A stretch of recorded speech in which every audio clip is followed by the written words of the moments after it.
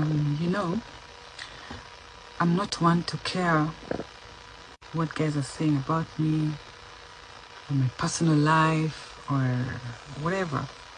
Whatever you want to say about me, you know, unakwanga free. Si catch, as in, I don't really have an issue. In fact, saa zile hamuniongelei nakwanga a bit concerned. But there's something that has drawn my attention, and it is a photo that we took on Friday. We had a function in Nyeri, a Scouts and Girl Guides function, where the Speaker of the Senate was a guest, was the chief guest at the closing ceremony.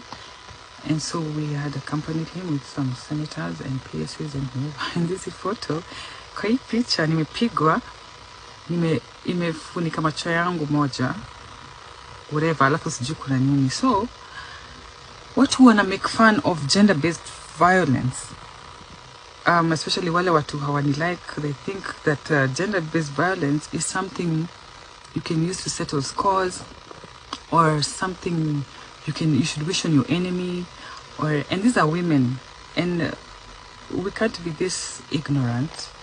In this day and age, gender-based violence is a serious issue.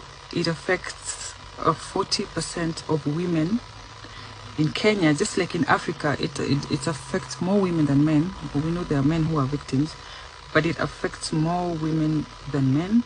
There are many factors that lead to women being victims most of the time, and it also the disproportionate economic empowerment between men and women. Women tend to be less empowered, and it doesn't exclude even empowered women being victims of gender-based violence. I personally have been a victim in the past, and I'm not one to keep quiet about such a thing. I'm a kuficha white. I'm not just kuficha white, and if there's one truthful person after Rigiji in this country, it is Karen Nyamu. So hiyo si kitu neza nyamazia. Na I didn't know what was going on. I just saw comments on my post, and imeni concern kidogo. I have raised it with the person who could have been the person who people think has hit me. And you know, the way how we dismiss every other thing that is said about us. But for me, gender-based violence is sikitu as a sweep under the carpet. Now, it just surprises me how, if it is true ni ukweli, ningekuwa nimegongwa ngumi, kama ni ukweli ningekuwa na black eye. Yani, even though ingekuwa tu story ya gossip, ama niko kwa gari, light ime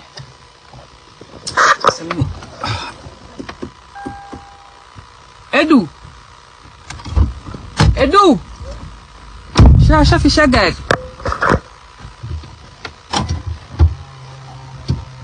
Umenilock ndani ya gari. Kawa higera garini. Ulikuwa umenilock ndani ya gari. Nilikuwa live alafu nini zimeenda off. Stima. Easy. Oh. Because I think it's going to time out. Anyway, I was saying, higa funga. Niwasema sita kama pa kusema ati sikupigwa ngumi, ndio sijapigwa ngumi. And wale walikuwa jana Mugithi mliniona, and in Naivasha, when Naivasha, there was no violence. It was fun times. That's beside the point. My mainest reason for coming live tonight is to maybe raise awareness of people who think that kuchapwa, machali kuchapwa ni kitu ya kawaida. It is not. Asi kitu ya settle scores nayo. Wana wengine maka wanasema ati, ungevunjwa mguu, nothing but prayers. Shwenewana.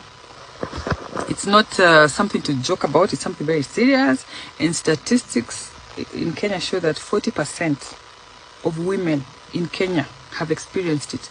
I know ministers, former ministers, who's my friend, who has experienced it. I know parliamentarians who have experienced it. I have experienced it in the past.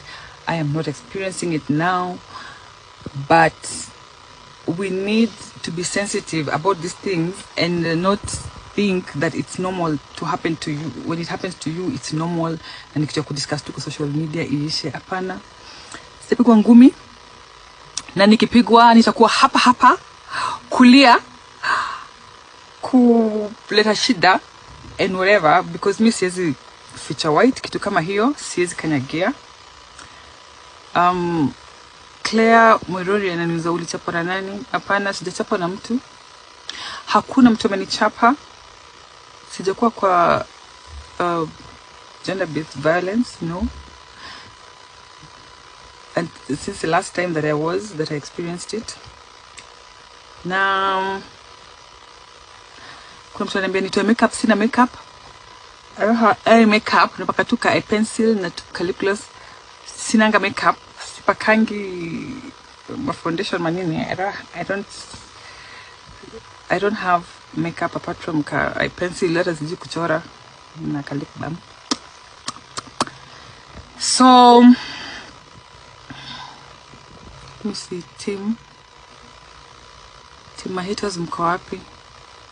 I don't mind haters. Haters ni sawa. Mi by the way haters wamenipeleka mbali sana and I thank you. Lakini story ya gender based violence si story ya ati ya could address na my haters, hapana. Hata kama when you're a woman and you're my hater. Gender based violence infringes on your fundamental human rights.